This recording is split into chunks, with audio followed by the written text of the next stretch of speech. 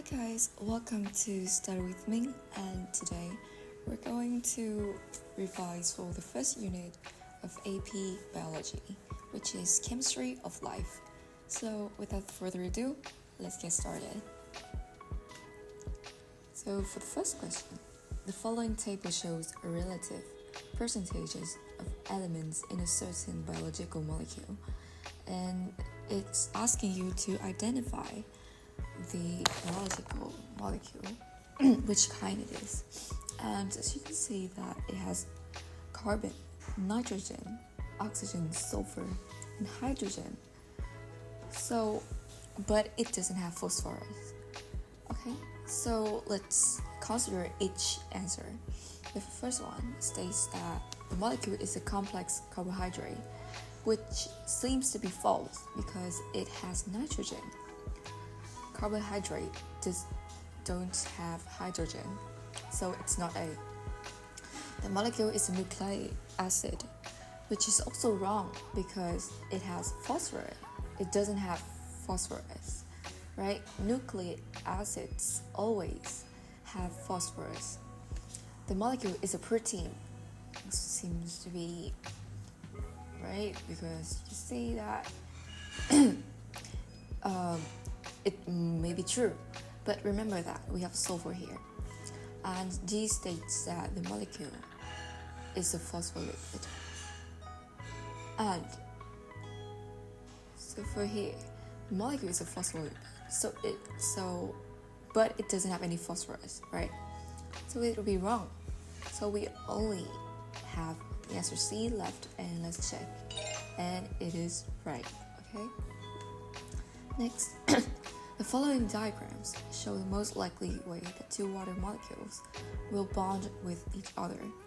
So as you might know that water molecules are actually polar, or that there is the water molecule. Water molecules are polar, so there's like one O and two H, right? And then the O will hug all the electrons, so it will be partially negative, and these two are partially positive. And you know opposites attract, so the O must be bond with an H, right? Something like this. Okay. Because the H is partially positive. So as you can see here, there are two H bonding with each other. No, so A is wrong. And B might be right. C looks so wrong because the O's will actually, the oxygens will repel each other. And D is also wrong because opposites attract. So B is going to be our correct answer.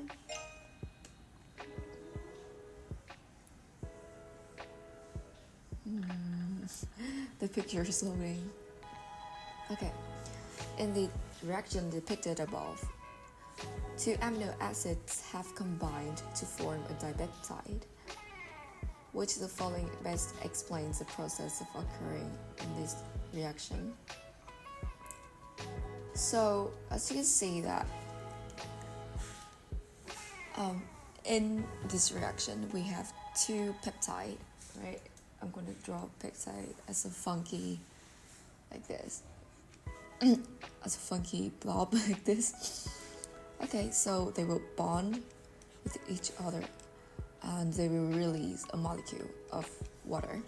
So as you see that they actually lost a water molecule. So this reaction is known as dehydration,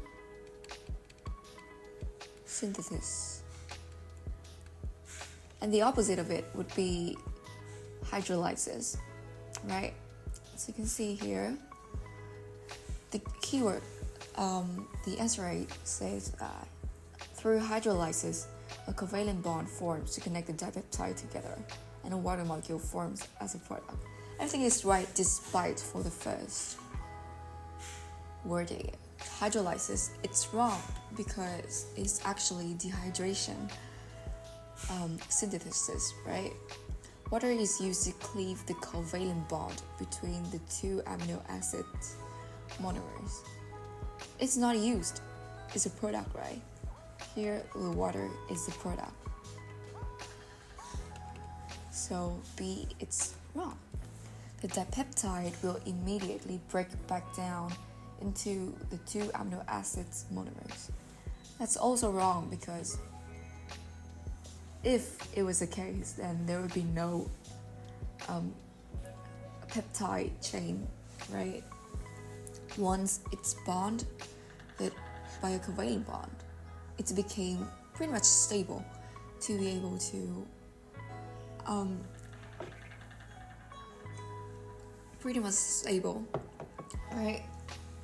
In order to continue building proteins. So it's not going to immediately break back down. Through dehydration synthesis, seems about right, a covalent bond forms to connect the dipeptide together, and a molecule formed as a product. And it's right this time. Which of the following statements accurately describe a similarity between nucleotides of DNA and RNA? Right, so here's a little bit review. The nucleotides of DNA, right? They have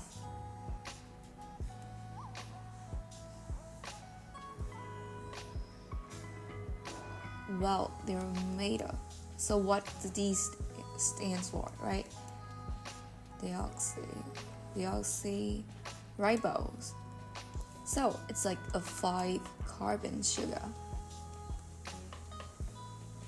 But with less oxygen. But RNA is made of ribose. And ribose is a 5-carbon sugar. And I'm going to draw the sugar here so that it'll be easier for you to just visualize why it is called deoxy, right? So here we have a ribose. I'm going to draw a ribose. Oops. Like that, right? It has like 5 carbon. It's actually, it's not.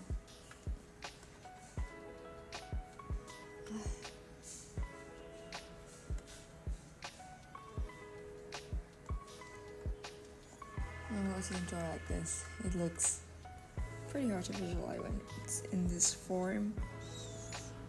Okay, so I want to draw ribose, and it looks something like this. And he is going to bond with CH2 group, and it's also bond with an OH group, right? And this H is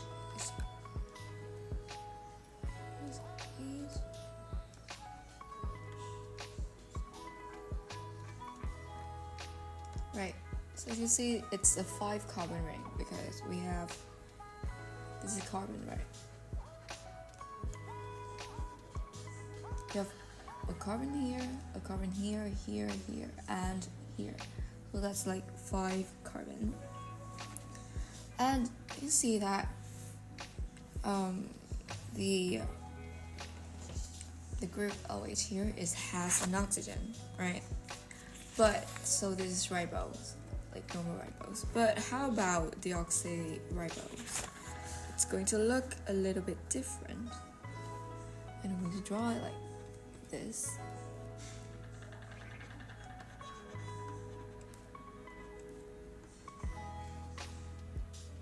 So the group here is not really much different from it, but look at this. At this part of the sugar, and you can see that it lacks an oxygen atom, so that's why we call it deoxyribose.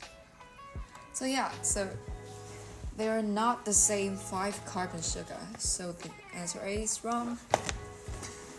So how about option B? The nucleotides of DNA and RNA contain a 5 carbon sugar bonded to a phosphate group and a nitrogenous base. And now we're going to look at the construction. So this is the sugar in it, but now we're going to look at the structure of the DNA. So the structure of the DNA is going to be something like this, right? We have our 5 carbon sugar bonded with a nitrogenous base, right?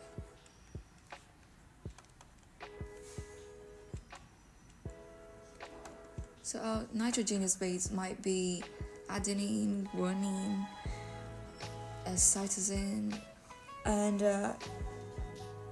thymine, right?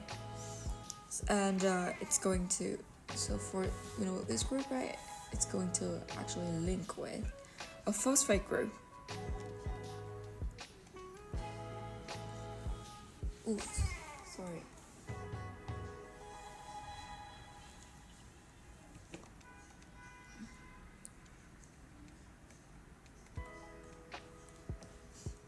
A phosphate group, right? This is this one nucleotide of DNA actually, right? And actually in the RNA, the structure is also the same when we have the same nucleotide. I'm going to look for some so as you can see here, I'm going to look for some better diagram of it. Well, this is the book, okay, it's here. This is the book, Cracking the Biology Exam by Princeton Review, and I highly recommend this for you guys. As you can see that here, you see the, okay, here is where the O is missing, so that's why deoxyribose. And you can see that it's going to link with a phosphate group, right? In both DNA and RNA.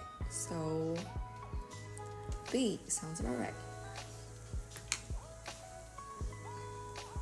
The nucleotides of DNA and RNA are connected through hydrogen bonds to form the sugar phosphate backbone. And it's actually not true, because the sugar phosphate backbone, so okay, this phosphate group is actually what's going to link the nucleotides together, but it's not going to be called a hydrogen bond, because you can see that there's no hydrogen bond out here, right?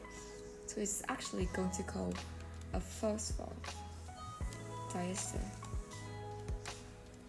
linkage.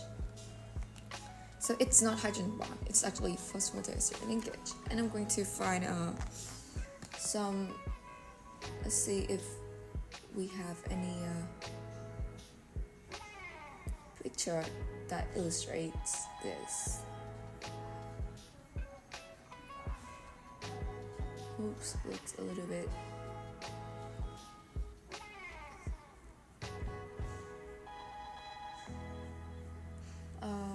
If there aren't any illustrations on this, I'm going to draw it for you guys.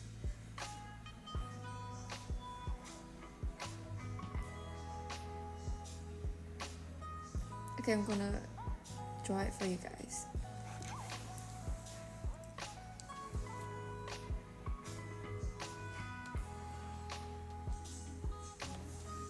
Okay. So it's going to look something like this. So we have this is the phosphate group, right? It's going to link with a carbon here, right? Carbon here is going to link with a carbon here, bond with an oxygen here. These dots represent carbon, like that. Yes, and this is attached to a nitrogen space.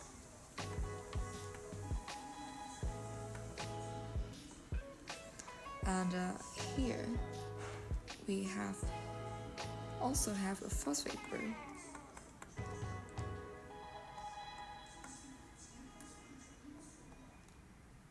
It's going to bond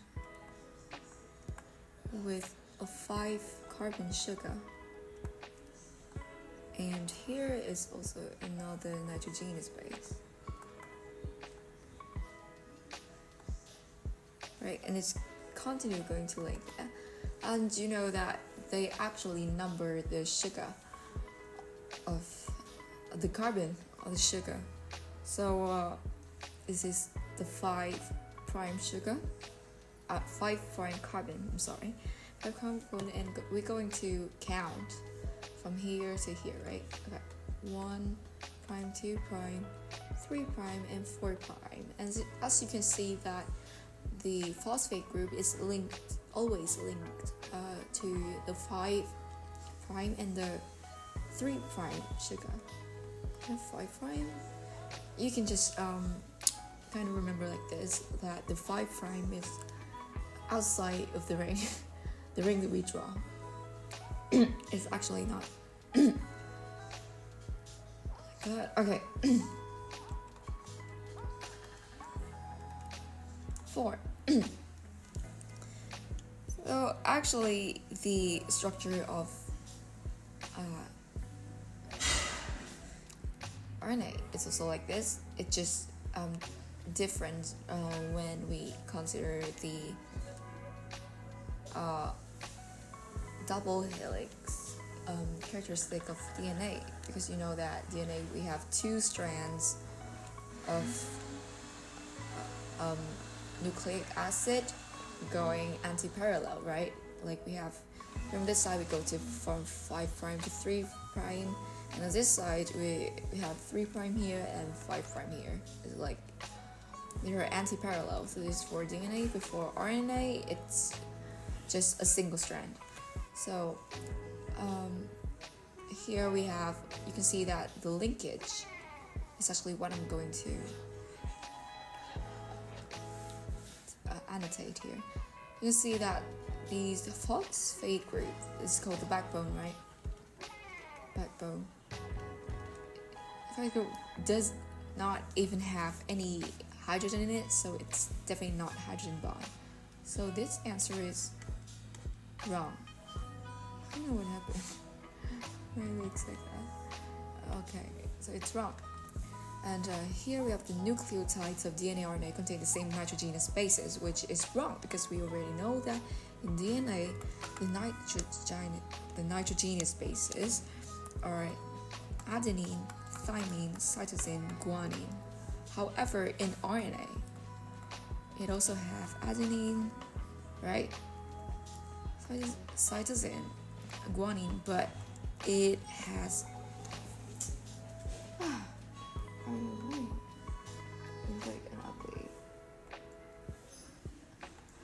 but instead of thymine, it has uracil, right?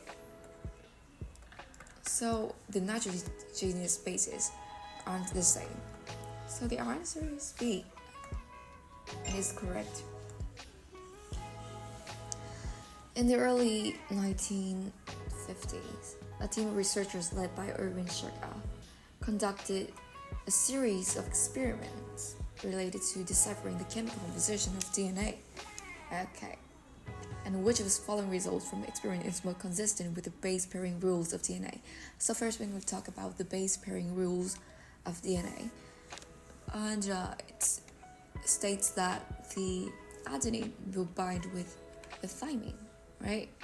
And cytosine will bind with the guanine. So as a result, we will obtain something like the number of adenine will equal to the number of thymine, and the number of cytosine will have to be equal to the number of guanine, right? So we're going to look for evidence that prove this. The average molar ratio of adenine, molar ratio is kind of like the number of mole to, so it's kind of like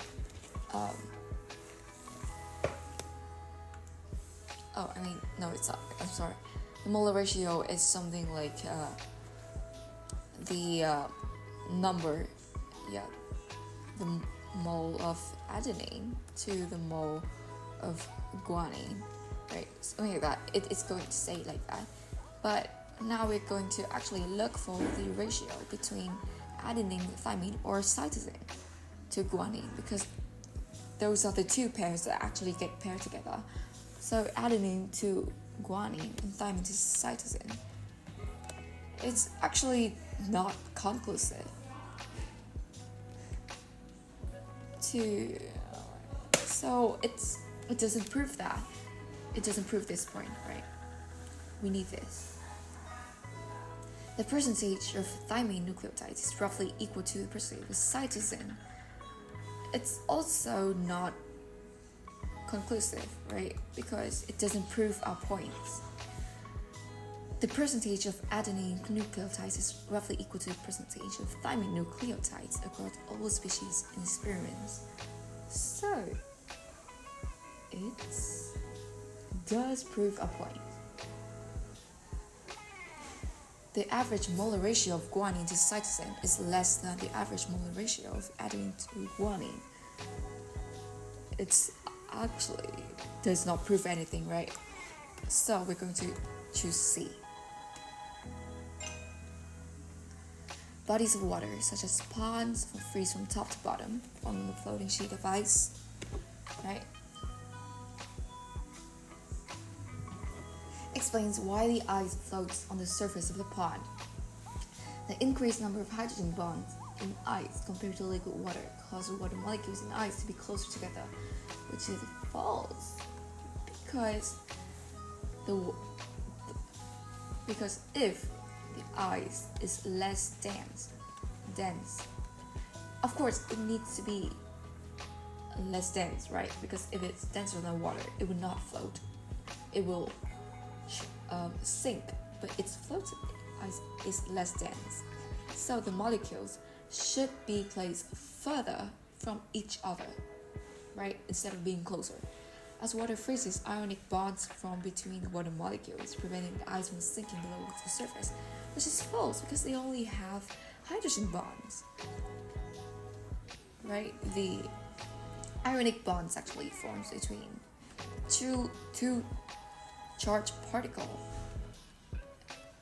They're charged, like fully charged particle, right? However, the hydrogen, actually, they're weakly, the bond is weak, they're just partially charged. So the bond is much weaker than ionic bond. It just calls that the hydrogen bond. So B is not true. The ice molecules have higher kinetic energy than the liquid water molecules, causing them to float, which is so wrong because it's in the solid state, right? In the solid state, so it has much less kinetic energy than when it's in liquid state. That is common knowledge, right?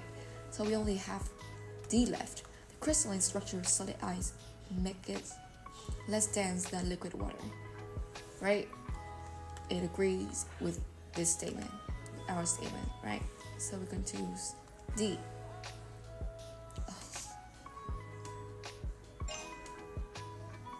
Lactose is a diamond sugar composed of two monomer subunits, right? The cells are then modified or exposed to the lactose medium, and the researchers are no longer able to detect the presence of galactose and glucose.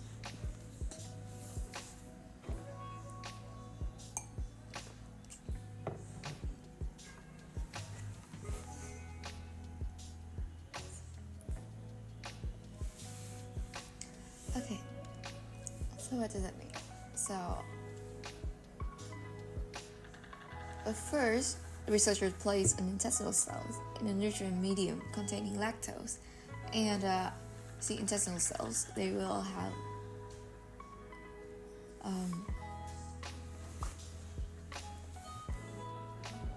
okay, so for the lactose, and the cell will use the enzyme colactase and a water molecule in order to break them down into galactose and glucose, which are their monomers, right? But the cells then modified and re-exposed to the lactose medium, and they are no longer able to detect the presence of galactose and glucose. But so where did they go? And for me, I believe that they have turned back into lactose, right?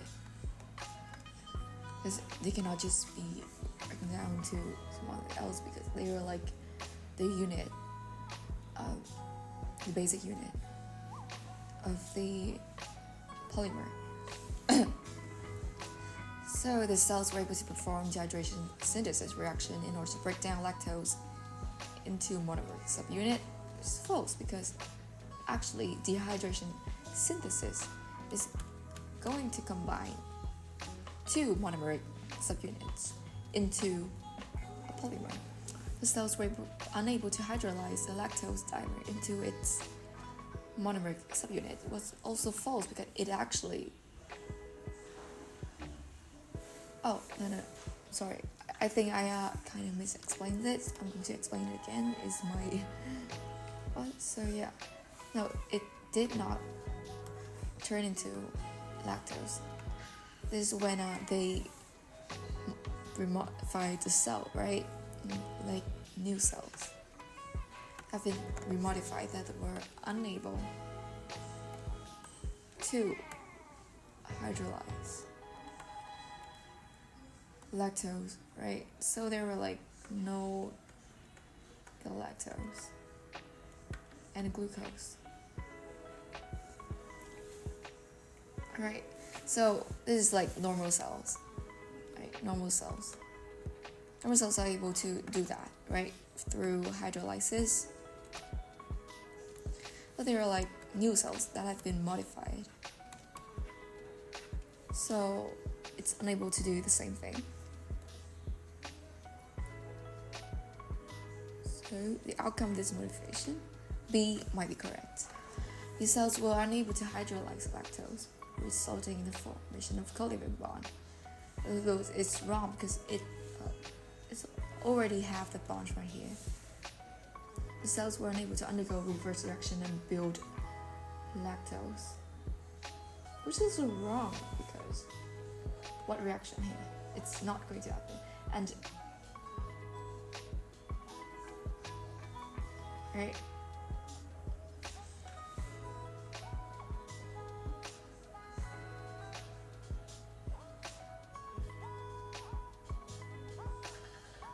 because the medium already contain lactose, right? And there are no galactose.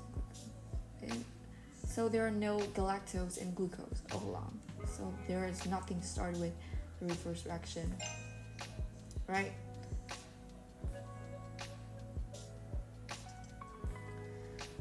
The following excerpt describe a potential origin of the first living cells on Earth. A simple primitive cell, protocells, would consist of two key components: a protosome membrane that defines a spatially localized compartment, and informational polymer that allow for replication and emergence from functional information. Right, so now they're going to find if the informational polymer is DNA or RNA. So we're going to take a look. We're going to revise the difference between DNA and RNA. It's actually not how you abbreviate between, sorry. But like, that's just how I do it. So, which functional group is located on 3' end of the informational polymer? And I don't think that it's actually said anything because 3' end of the informational polymer, it's always these two, so wait, the phosphate group, right? So A and B cannot be used as something that we will base our conclusion on. Which type of bonds connect individual nucleotides in the sugar phosphate backbone of the informational polymer? And you can see that the type of bond is always the phosphate linkage, right? A phosphodiester linkage, right? No matter if that's DNA or RNA.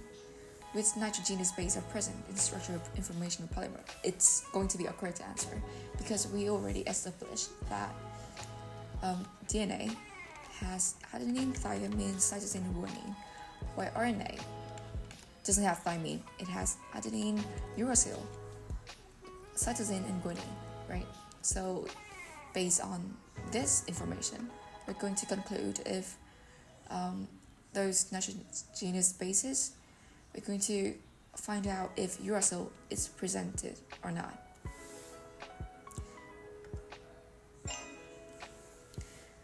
So which of the following molecules the model most likely represents? So you see that here is no nitrogen. It can be protein, right? It can be an amino acid, then can be protein. Building blocks, right? So it also doesn't have any phosphorus. Can be nucleic acid, right?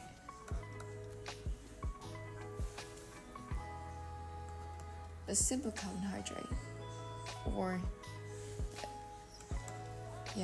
no DNA, no RNA, no protein, so it can only be glucose. You can see here that we have 1, 2, 3, 4, 5, 6 carbon, right? 6 carbon. So it's likely to be glucose, right? In order to develop antibiotics, it needs to understand how bacteria grow and reproduce. One factor is essential for bacterial growth and production is protein synthesis. By understanding how bacteria synthesize proteins, scientists can then attempt to develop antibiotics that block bacterial protein synthesis during an infection, right? So, who's to find a way that inhibits protein synthesis in bacteria.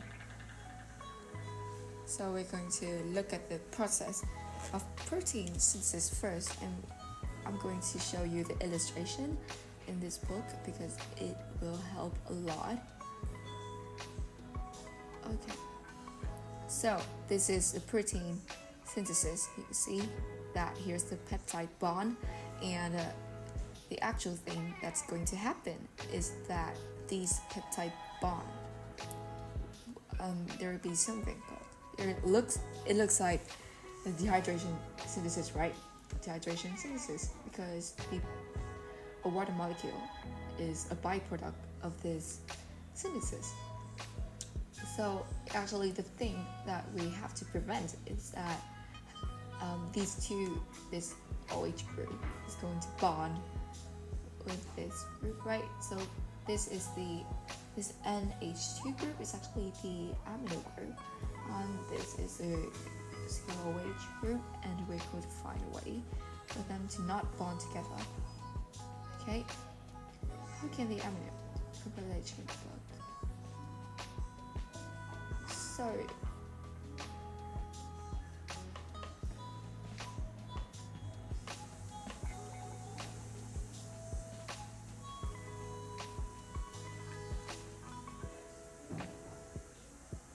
right.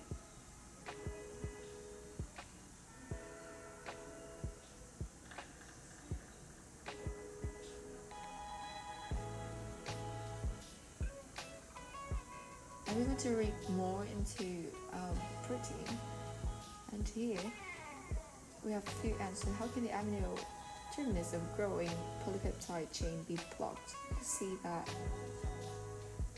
on the two. The carboxyl group will link with the amino group, right, on the growing polypeptide chain. But I have the amino group, it's going to be like the beginning of it, right at the beginning, and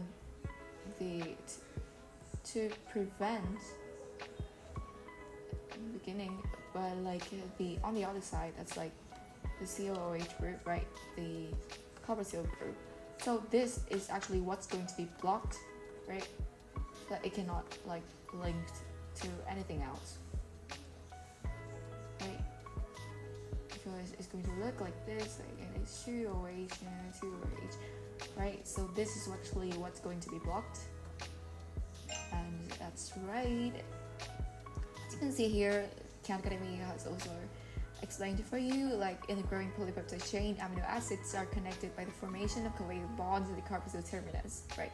Just look at the terminus. It's actually like where the other amino acids going to be added, right? So that's where we have to block so that we prevent the synthesis in a bacteria.